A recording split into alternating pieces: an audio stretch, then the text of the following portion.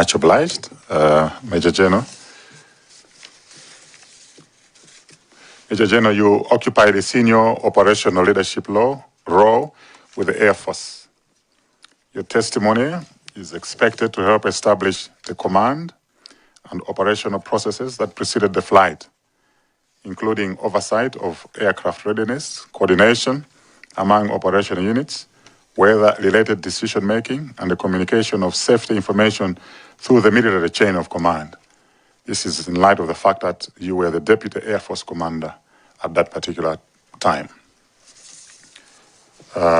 You have received summons to come and appear before us, in particular to testify on the role played by yourself and your office in the planning of the late Vice President flight on 10th June 2024, including operational responsibilities, military decision-making, travel arrangements, passenger coordination, communications with government institutions, and approvals obtained leading to the use of the military aircraft by the late Vice President.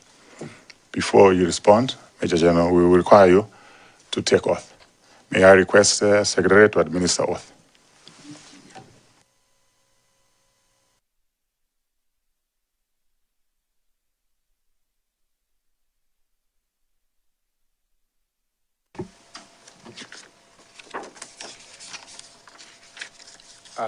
I, Major General Harrison Kandula, do solemnly swear by the Almighty God that the evidence I shall give shall be the truth, the whole truth, and nothing but the truth. So help me God. So help me God.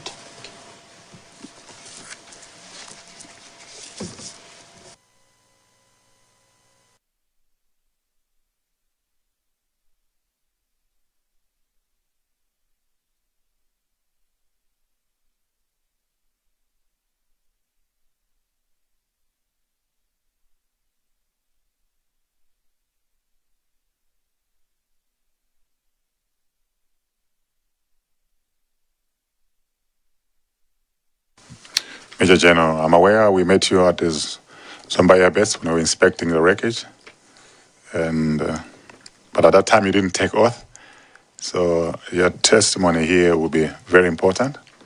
The floor is yours, if you can explain yourself. Thank you. Thank you, Chair. The time of the accident, I was the Deputy Air Force Commander, and the Air Force Commander was Major General Ishmael Piri. Background, their aircraft designated Math Tango 03 was tasked to conduct a VIP mission to transport the Vice President, the Right Honorable Dr. Saulos Klaus Chirima, from Lilongwe to Zuzu on 10th June 2024. The aircraft departed Lilongwe at approximately 0917 hours local time. Radio contact with the aircraft was lost at about 10:10 hours local time while it was approaching Zuzu area.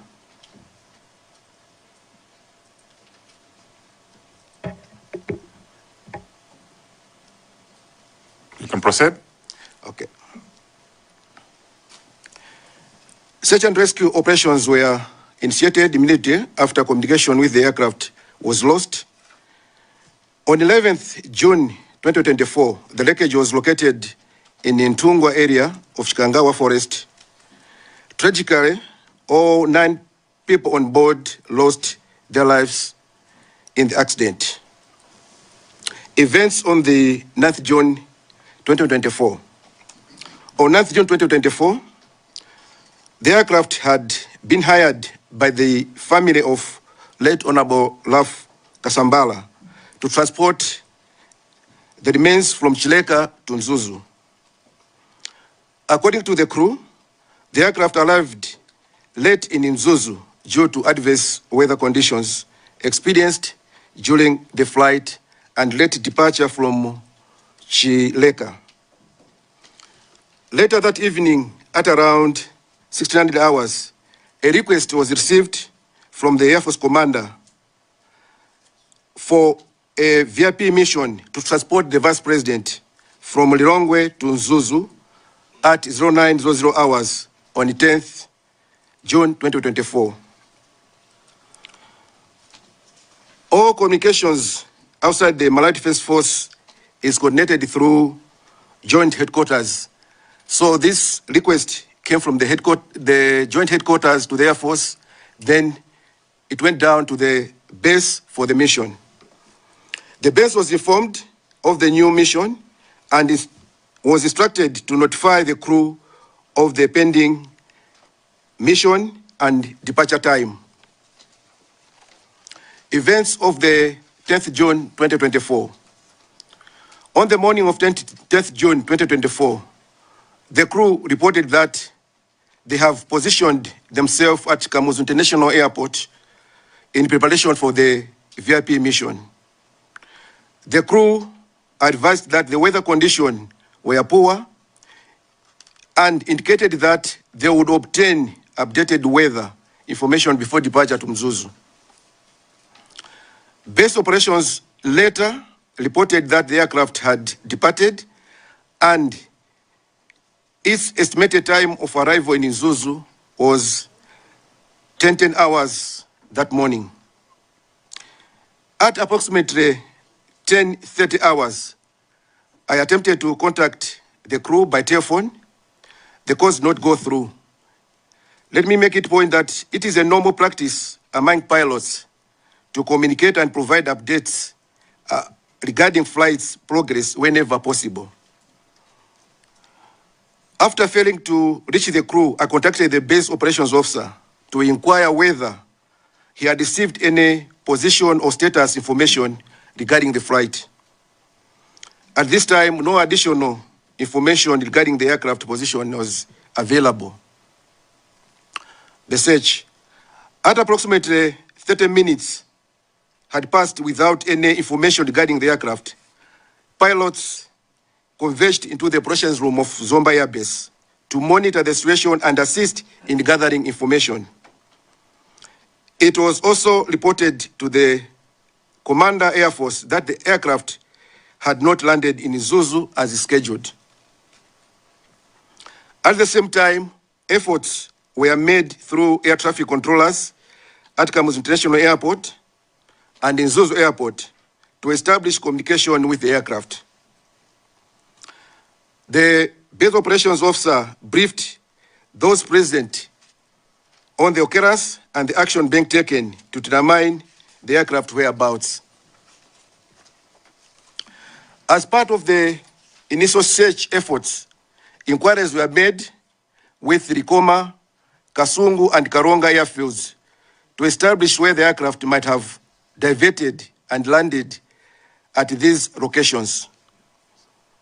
At around noon, we contacted 11 Brigade in Mzuzu to determine whether they had received any information regarding the aircraft. The brigade commander subsequently contacted the Malawi Police Service and requested police posts throughout the northern region to check for information that could assist in locating the aircraft. All information received and actions taken were continuously reported to the air commander. Despite these efforts, no confirmed information regarding the location of the aircraft was obtained at that stage.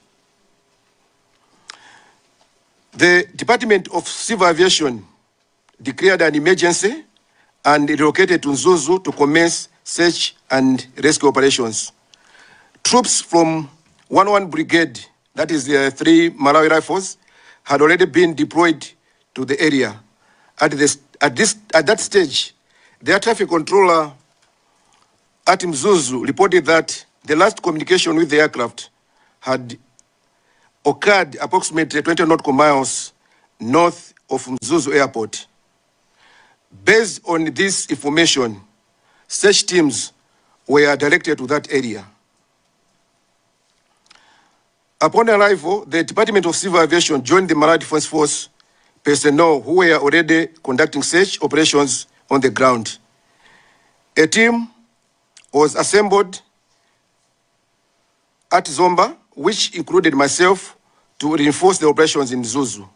We departed Blantyre aboard MAS 600 aircraft and proceeded to Lilongwe. On the morning of 11th June 2026, we joined the search and rescue efforts in Chikangawa airfield. Upon arrival, I received a briefing from the Commander 11 Brigade regarding the progress of the search operations. At approximately 1100 hours, one of the search teams sighted the wreckage and reported the discovery to the Search Coordination Center. The soldiers accompanying the team were instructed to secure and cordon off the site pending arrival of additional personnel. When we arrived at the crash site, military personnel concentrated on securing the area and maintaining the integrity of the scene, while the members of the Air Force photographed the wreckage and various aircraft components for documentation purposes. Representatives from other departments also carried out their respective duties in accordance with established procedures. I coordinated with the Air Commander regarding the employment of Zambia Air Force helicopters to assist in the recovery and transportation of the deceased from Chikangawa to Lilongwe. This support was integrated into the overall recovery operations to facilitate the timely evacuation of the bodies. In conclusion, the aircraft departed Kamuzu National Airport on a VVIP mission to Mzuzu on 10th June 2024. Communication with the aircraft was subsequently lost, and repeated attempts to contact the crew were unsuccessful. Search and rescue operations were initiated, and the aircraft wreckage was located on 11th June 2024 in Ntungu area in Chikangawa Forest. The accident resulted in the loss of all 9 personnel on board. I submit, Honorable Chair. Thank you. Thank you, Major General Kandula. May I request members, if they have any further questions, to bring them forward. The floor is open. Mwanza Central. Thank you very much, Chair. And thanks, Brigadier General, for your presentation.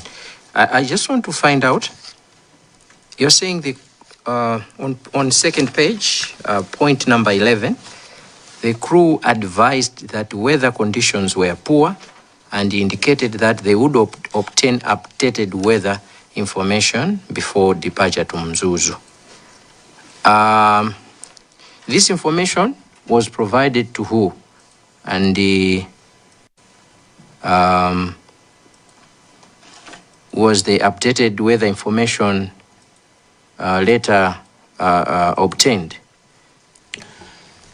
Thank you, Honorable Member. The information was provided. I called them to find out if they have a position in Lilongwe, and they told me of the weather en route from Zuzu to Lilongwe. And that they observed the other weather, I'm not sure, because we never talked after that. Thank you. Chair, second question. Yeah. Was this reporting a kind of a complaint, or rather they needed your opinion after providing the weather conditions, or it was just for information? Thank you, Honorable Chair. It was for information, pilot-to-pilot information. As I've said, it is a normal practice for pilots to communicate and provide updates regarding each and every flight. Thank you, Chair. Last one, Chair. Being a pilot, after the crew had informed you about poor weather conditions, did you probably try to check what the magnitude of the weather condition, whether it was possible to fly or not? I did not get the magnitude of the weather, but the captain of the aircraft, being a senior captain, he's the last person to determine whether to proceed with the flight or to call it off because of the weather. So he was to get the weather before proceeding back to Zuzu. So that would have made him make a decision whether to proceed or to cancel the flight. Thank you. Thank you very much for the responses. In other words, the captain was experienced enough to understand the weather conditions and make a decision whether to fly or not. In this case, that he proceeded to fly,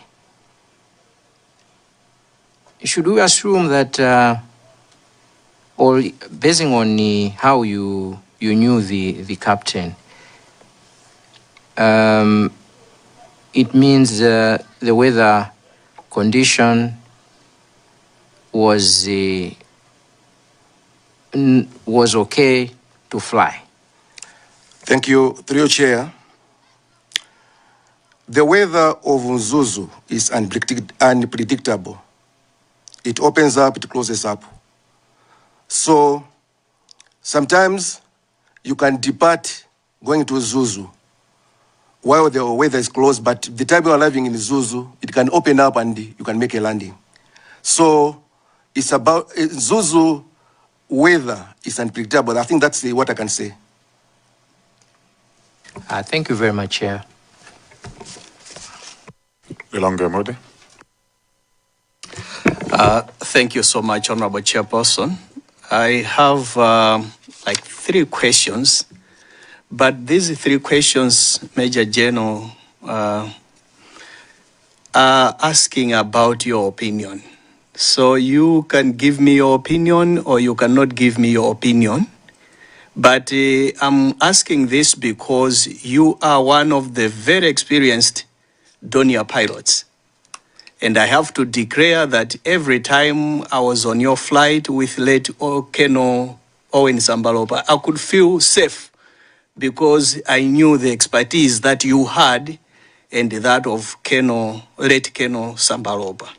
So that's why I want to ask these questions. They pertain to the BFU report.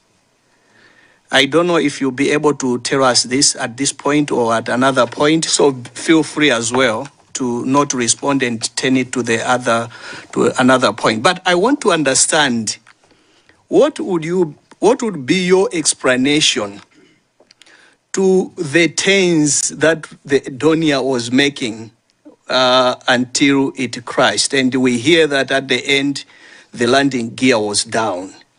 What would be your explanation? I believe as pilots, you sat down at some point and you had your own conversation. Is this something that you can share with the committee? If you cannot share, I will understand that as well. And pertaining to the same, when you looked at the report, the route that was taken, did that Donia take the usual Lake Malawi route and then turn, or it took a different route in your own analysis? So you can also give me the response or not.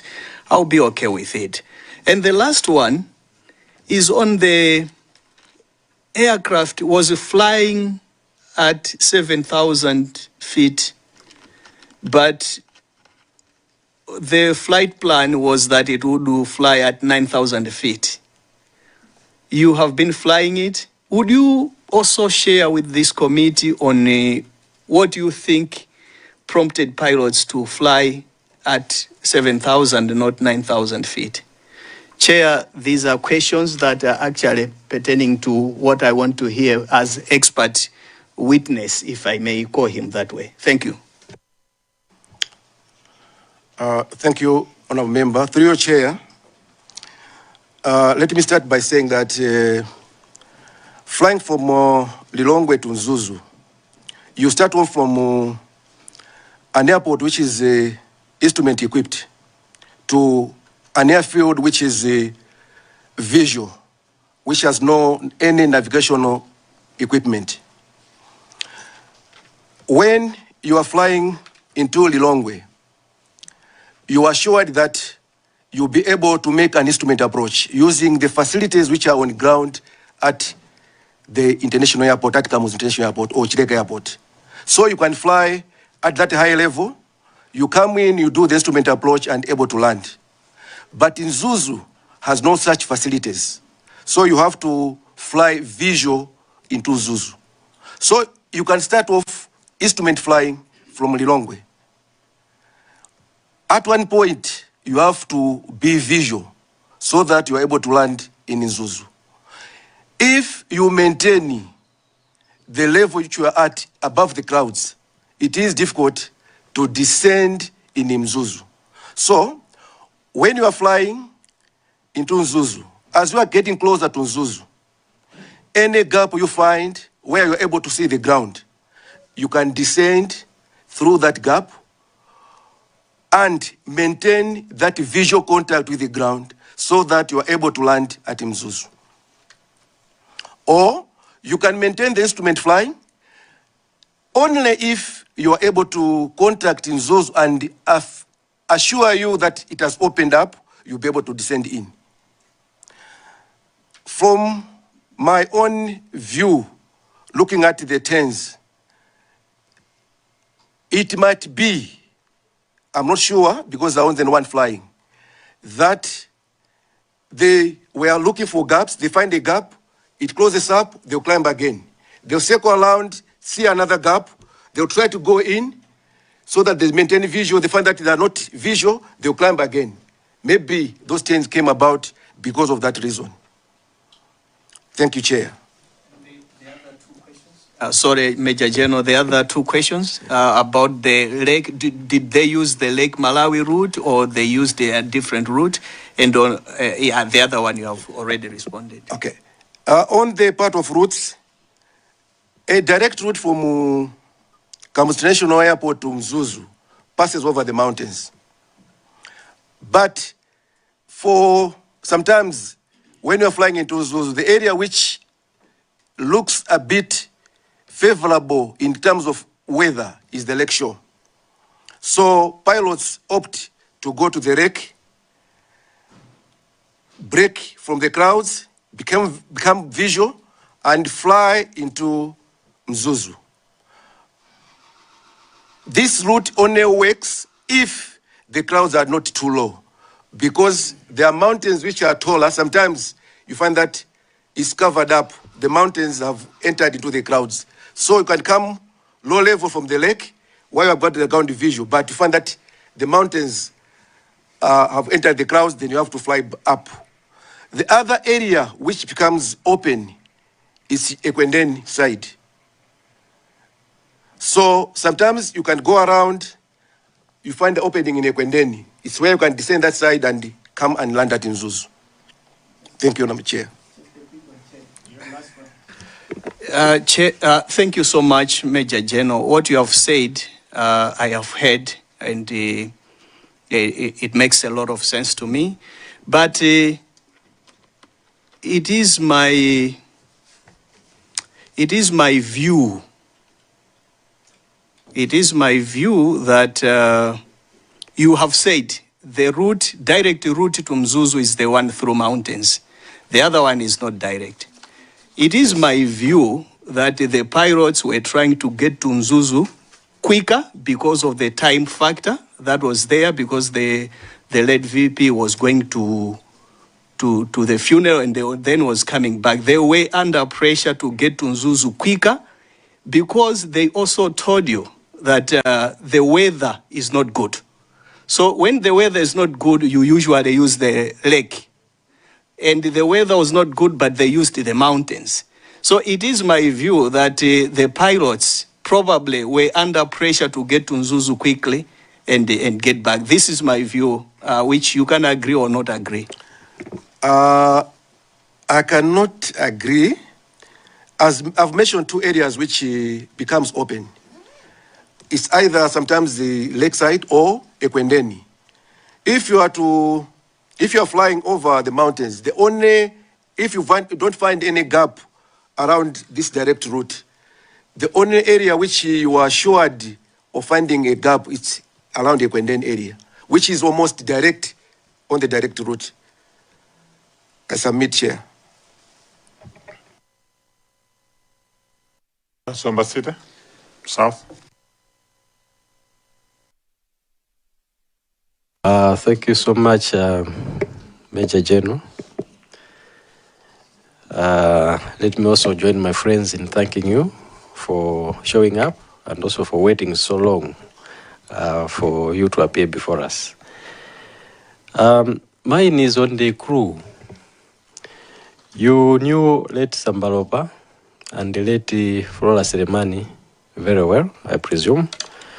What would you say about their competence? Because I think it's written somewhere in these reports that their competence was unparalleled. What would you say about their competence? Thank you, Chair. They are well-experienced pilots and they knew the aircraft very well. Thank you.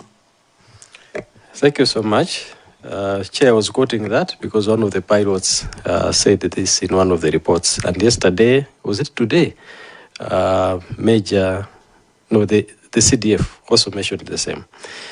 Now, General, how many flights have you, in your opinion, or from your knowledge, because you have been around for so long, how many flights have failed to land or have been involved in an incident on that route that we're discussing, maybe in the recent 5 years before 2024?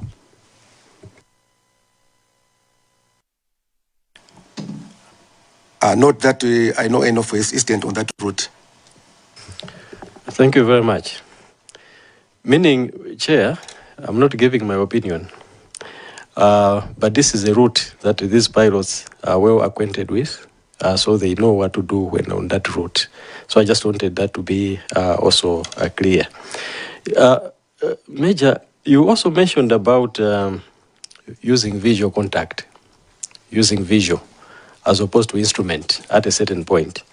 Now, in case you lose visual, what is the first thing that you as an experienced pilot will do, especially pilots like Late Sambaroba, whose competence was unparalleled? Would you continue looking for visual as low as 140, maybe 1,000 feet above the sea level? What would be the right thing for you to do? You are flying at 9,000, you come low, you lose visual. What would be the best thing for you to do on that route? Thank you, Chair. Situations differ. There are other situations where once you're not in contact with the ground, you have to fly up. There are other situations where you have to turn to where you are able to see and you are clear of the clouds. Thank you. Chair, I was asking that because I counted the number of 360 degrees that the flight in question made. I think there are 3 or 4 360 degrees. Was this competent pilot and co-pilot really looking for an opening below 8,000 feet, below 5,000 feet? 3 times they made the 360 degrees. A competent pilot like Late Sambaroba, would that be the case?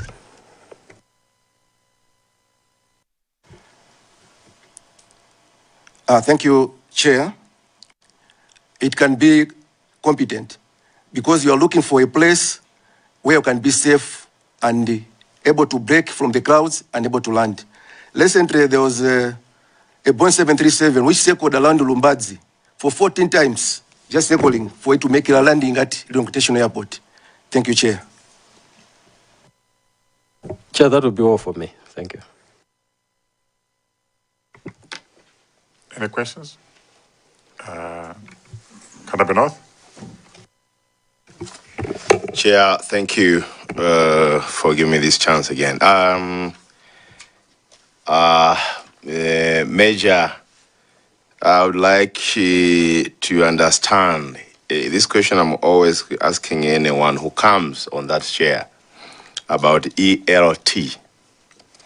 That ELT black box, which is the story of Malawian. They need really to understand about these things. A cockpit voice recorder. Is it a deliberately not not fixed in the airplane of Air Force airplane? Secondly, would you on the position to recommend a civilian to take MDF airplane if these safety measures have not been taken off? First question. Secondly,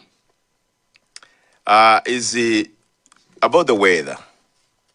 What weather information was available before to take off, because you were able to communicate with the pilot? We need to understand about the weather. Did they told you that we cannot land, or we found my suggestion, we found that the weather from Zuzu is not good, maybe we cannot go? And what was your reaction on and advice to them? Thank you, Chair. Thank you, Chair. Thank you, Honourable Member. I'll start with the issue of the weather.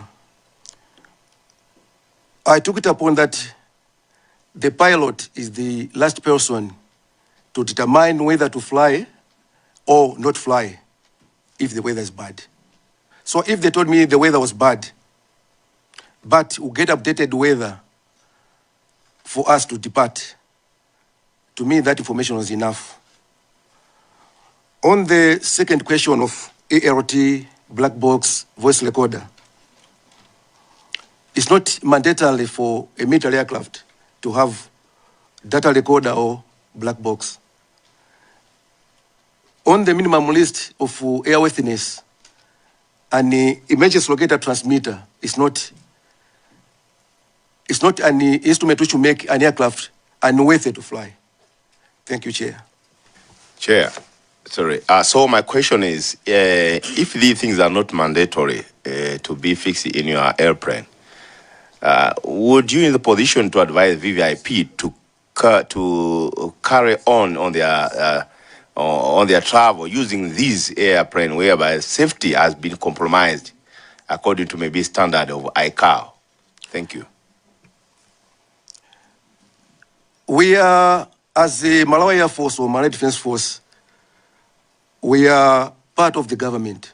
It's the decision of the government to say VIPs will not fly on this aircraft because they don't have this equipment, or unless we procure the equipment for the aircraft. It's not our mandate to say we cannot carry these missions because they don't have this equipment on board. It's the government to make a decision whether VIPs to fly on this aircraft or not, depending on the availability of this equipment. Thank you, Chair. Malanje North. Thank you, Chair. Just a few questions, sir. I just wanted to know what's the role, or what role did the meteorology unit at the air base in Zomba play during this the flight in question? Thank you, Honourable Member. They played no role because the flight was from Mzuzu to Lilongwe. So Zuzu Information Service, there was an information tower, or Zuzu Tower was supposed to provide the weather forecast and the weather to the crew. Thank you. Thank you. Secondly, is similar to what Honorable Lilongwe, is it Mude? From the report that we are provided, there is an indication that the landing gear was in motion at the time of the crash, would you be in a position to tell how this would happen? You being an experienced and yes, an experienced Donia pilot. At what point would the landing gear come out? Thank you, Honorable Member. The landing gear can only come out when you're about to land or when you're to slow down.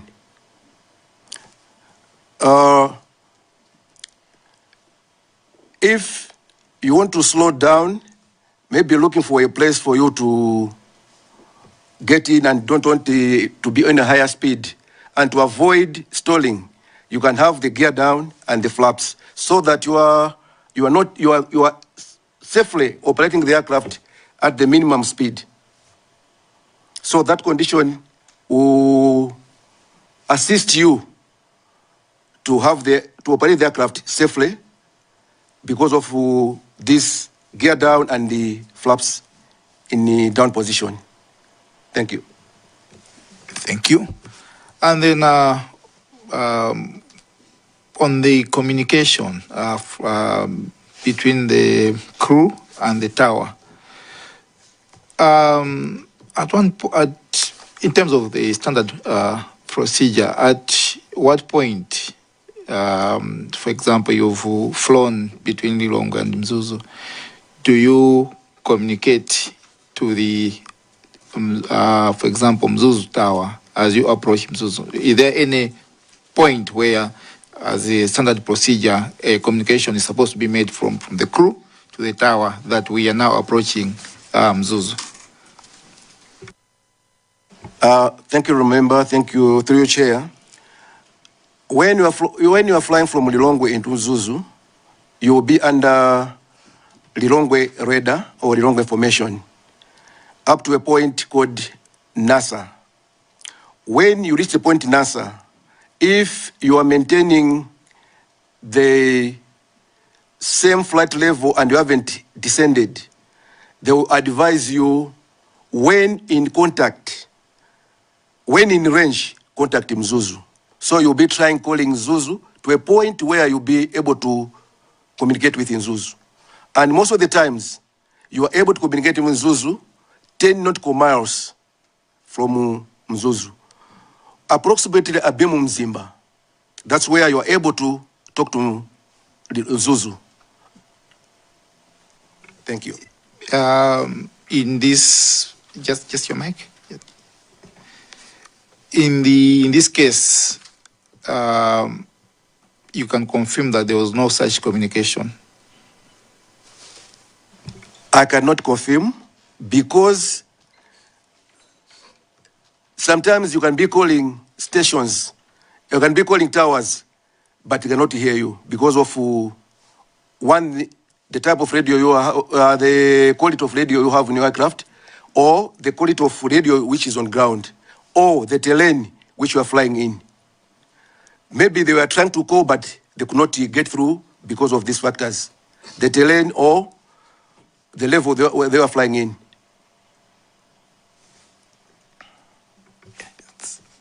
Yes, I just wanted that as far as the records are concerned, there was no recorded communication around NASA or at any other point from the moment it left Lilongwe until around 10 past 10. That's the only communication that took place as far as the records are concerned. Is that correct? Thank you, Chair. That can be confirmed by, I think, the air traffic controllers at Kamuzu International Airport, because they're the ones we are communicating with the aircraft while in flight. Thank you. That is all for me. Thank you. Is there anyone else? There's Kasena.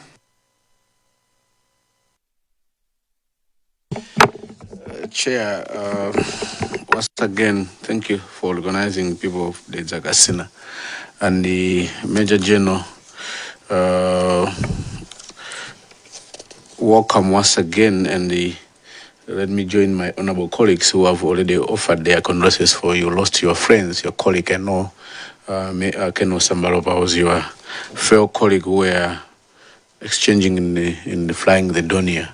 And I think you're the only expert remaining as a pilot of Donia. I want to take you to your presentation, the very first page on blade number 6. You had talked about that the crew arrived late on a Sunday, on 9th.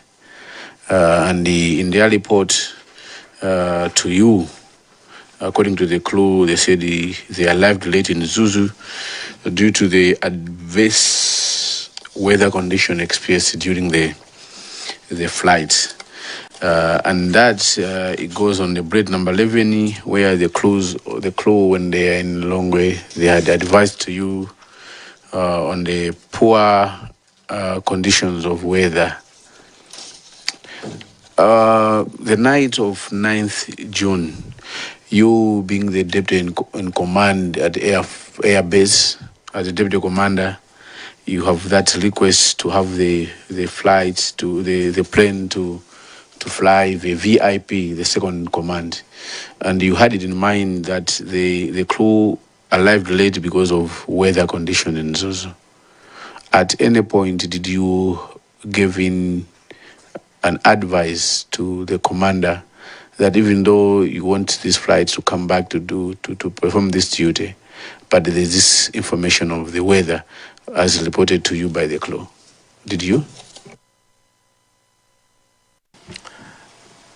Thank you, Honourable Member. I did not give that advice. Looking at Zuzu weather being unpredictable, you might give in that the weather is bad, and you find the other day it proves you wrong. You find that it's open. But you are saying on blade number 11 that in the morning of 10 June 2024, the crew also advised you of the weather condition, and they had said they're going to seek for further, they obtained the further updated weather condition. I think that was at Kia before they travel back. Did you, at any point before they left, cross-check if they had go to the updated weather condition? Did not check with them if they have got the other weather. But the weather which they told me that the weather was bad was en route weather, not in Zuzu weather. Most of the times we are worried of aerodrome of landing weather than en route weather. Very lastly, I think it has come to almost everyone who has come and given their testimony that your Donias and the helicopters don't have black box and they don't have ELT batteries, more especially this one, which the one in question, 62004. Now you were the deputy in command at the airbase, and also you were a pilot yourself, a Donia pilot. I want to get your opinion. Let's leave out the Chicago Convention agreement where these things are not supposed to be there. As a pilot carrying a civilian, would you recommend and think it's proper to carry a VVIP in our flights in that conditions where there's no ELT? In your own opinion, as second command, what would you recommend?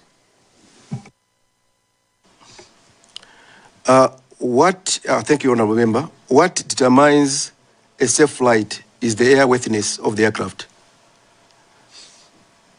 The aircraft, is it airworthy? And it has got a minimum required equipment which is supposed to be serviceable. So that one is the main point where we use for provision of aircraft. So if the aircraft is airworthy, it can carry any mission. It's up to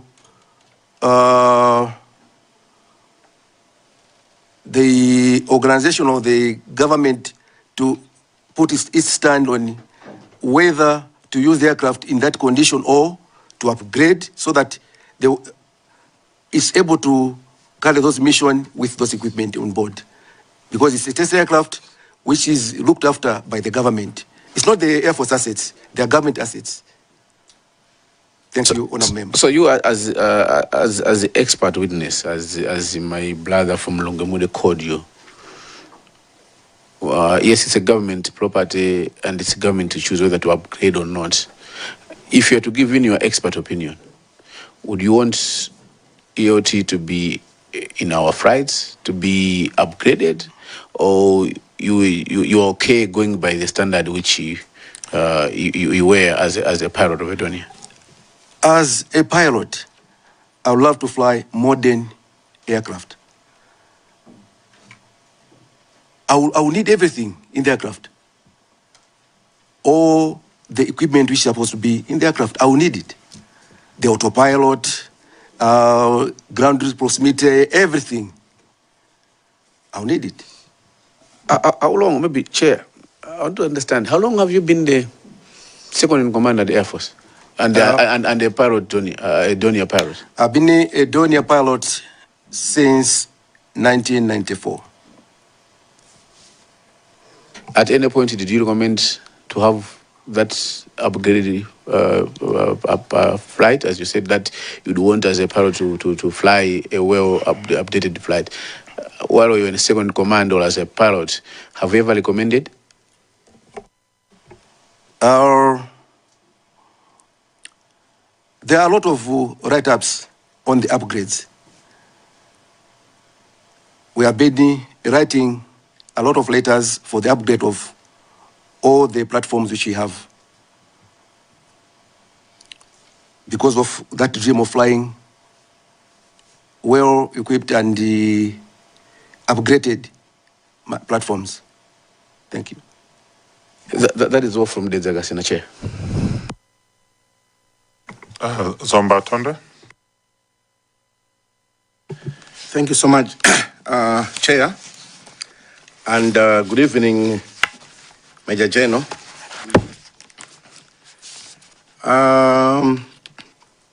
Just to confirm one or two things.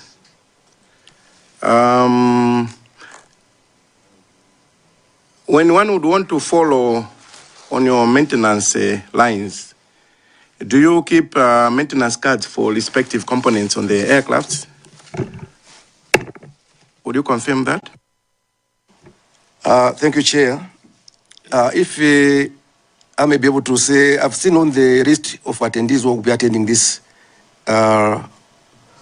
inquiry. I think there are technicians and engineers who will be able to elaborate on those issues. Okay, then, Chair, I will have to spare that until such a time. And again, I wanted you, Captain, to confirm. You mentioned when there was a request for opinion, you mentioned that one reason that would make pilots do turns may be trying to look for an opportunity for some credits into trying to get down. I wanted you to confirm that that is not the only thing you may suggest, you may think of. There are also other things that can bring pilots into behaving in that manner. Is that correct? Or would you confirm that that's not the only thing that may happen? There may be other factors other than that. Thank you, Honourable Member. Thank you, Chair. Turning around at one point might come out in two things. One is what we have talked about. The other one might be maybe just to delay a certain landing. You can be circling around at one point, just to delay while you're waiting for maybe an aircraft is landing or weather to improve, something like that. Thank you, Honourable Member. Thank you so much. Let me, let's imagine you have someone in the aircraft. Like, I'll give you a negative example. Don't imagine it. But we've had people hijacking aircrafts. I can witness that myself. And I can attest to the same. If one would force the pilots, maybe they're trying to take over control of the control column, and maybe you're fighting and it's locked in one position. Is that also one possibility? Yes or no? Can I come to your rescue? Thank you. Apologies. Yes. So we have another phase, the actual flight. And I think we need to keep these questions for the actual flight. So can we keep these questions for the other? Because I can see him. We will have another engagement with him to explain all these maneuverings, how the flight was taking place. So I don't want us to exhaust everything else now. Thank you, Chair. Yeah. But my point was, I wanted him to imagine other factors other than what he said. I just wanted him to confirm that was an example, but not an absolute example. No, I fully understand. It's a valid question. Thank you so much. Yeah. Chair, I also wanted the captain to confirm that what he suggested about the landing gears down for retarding of the speed, retarding of the aircraft is not a standard procedure. It's probably a military procedure. It's not a standard procedure. Thank you. Thank you. So that's happens when you have engineers in the room. But we'll get to the actual flight itself, and all these questions will be posed once again. So, Zomba City South. Thank you so much, Chair. I will not go to the BFU report because you have guided us. But Major General, the aircraft in question was a VVIP aircraft. Was it procured as a VVIP aircraft, or it was configured after it was bought by Malawi? It was procured as a VVIP aircraft. Thank you.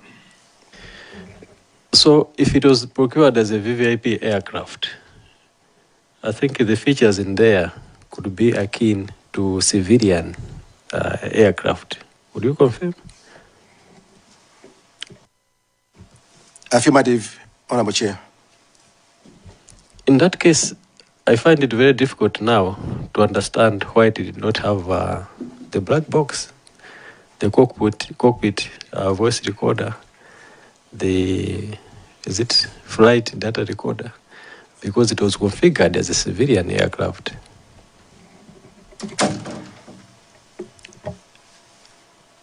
As I've already said that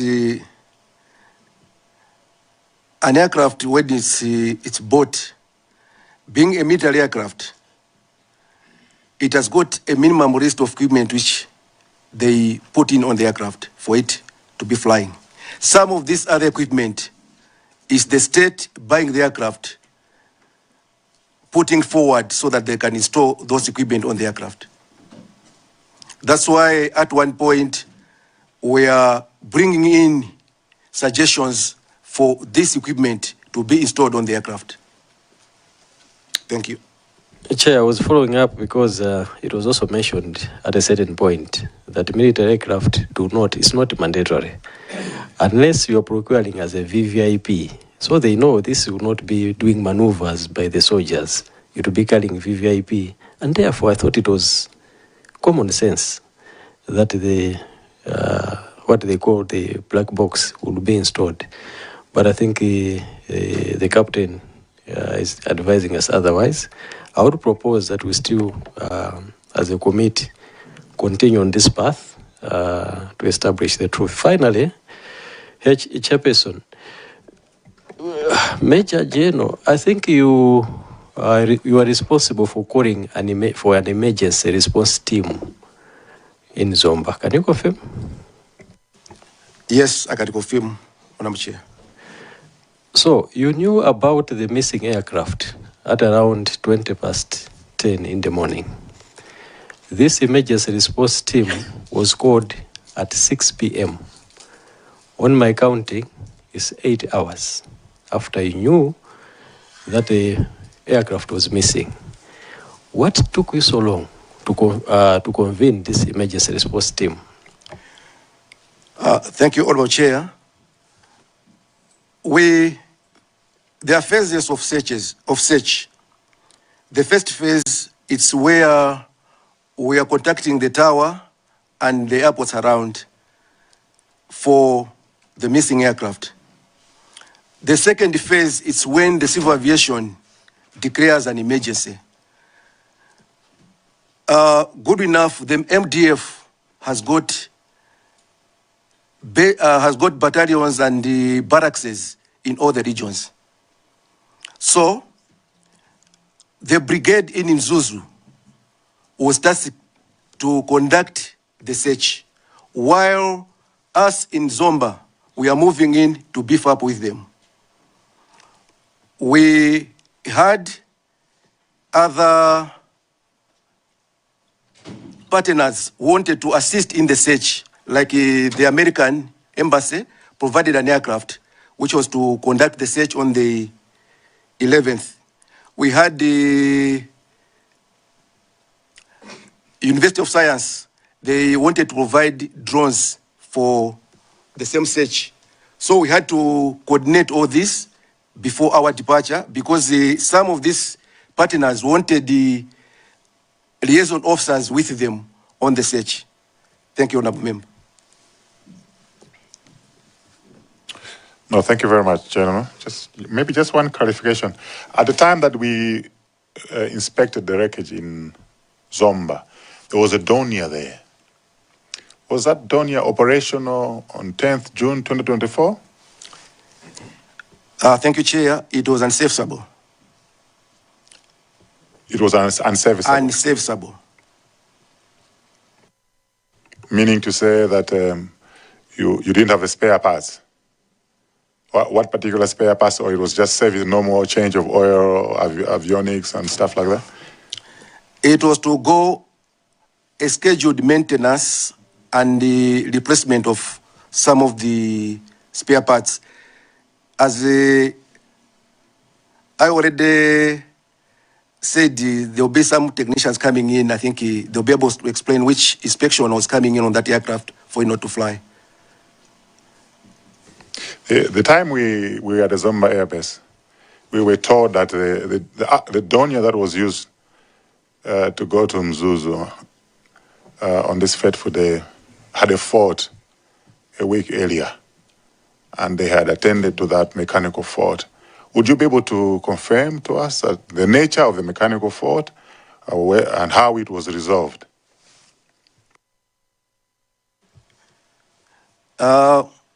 Thank you, Chair. It was the problem of ADI between the left side and the right side, the propeller side and the power sky side. They were giving in different indications. And when the pilots reported that defect, it was rectified and the gadgets were replaced and the aircraft was tested and it was performing well. Thank you. What's ADI, just for a layman's language? I don't understand. What's an ADI? Just in simple language? The instrument mene imaonetsa attitude ya ndege. Okakuti suku uyanga na kunja ndege cheka mauluka. You use that instrument to show you that you are flying straight and level. Thank you, Chair. No, I'm satisfied. Do you have any questions? Yeah. Thank you, Chair.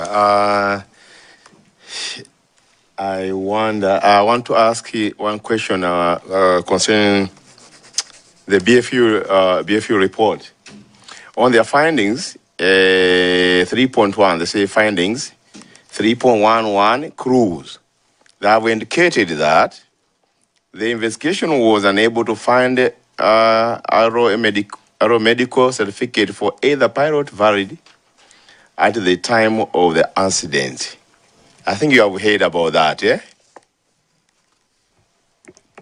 Thank you, Right Honorable. Thank you, Honorable, and the trio chair. Yes, I've heard about that one. When we are flying, you carry your license.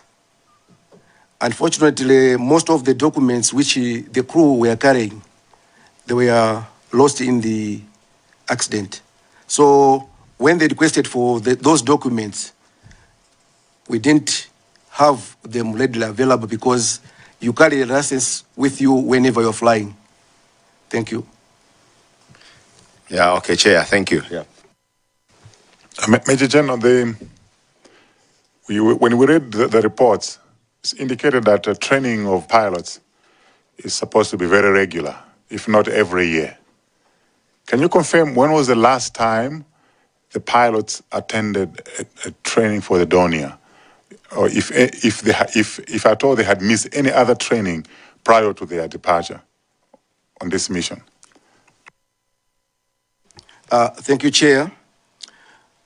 We conduct regular training at the base, and we conduct annual checks at the base.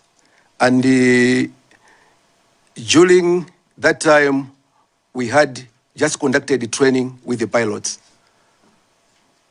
Thank you. Thank you for that clarification. If members don't have any further questions, we can. Yep. Just a follow-up on your question. Who conducts these trainings at the base? Is it internally or this an expert who comes in and drill the pilots on this training?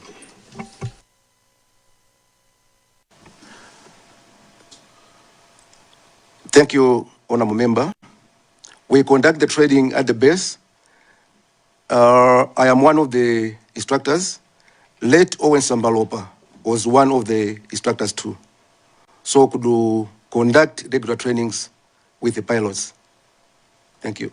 Who trains the instructors? In this case, you and the Sambalopa. Who was training you? I think that's why the Chair was asking us. The actual pilot, including the pilot in command, the late Sambalopa. Even you as a pilot, who trains you?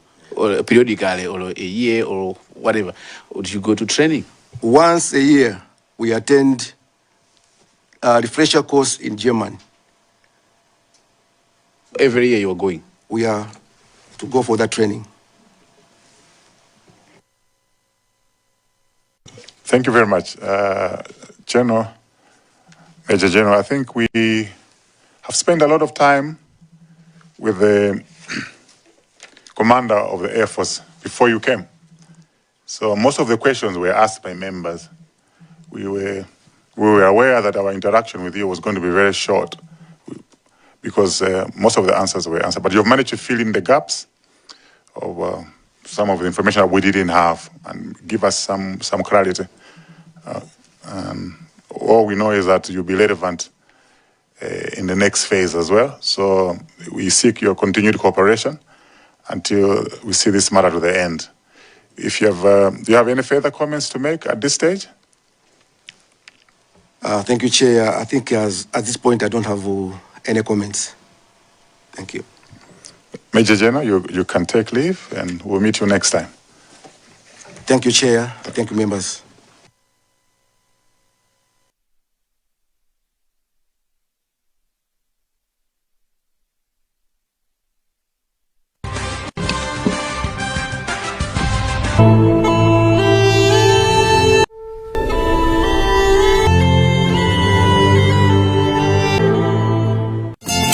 Awa ndi alimi awiri a tomato omwe minda yawo ndiyo yandikana. Alimiwa nthawi zonse amagwira ntchito zawo mwa mpikisano.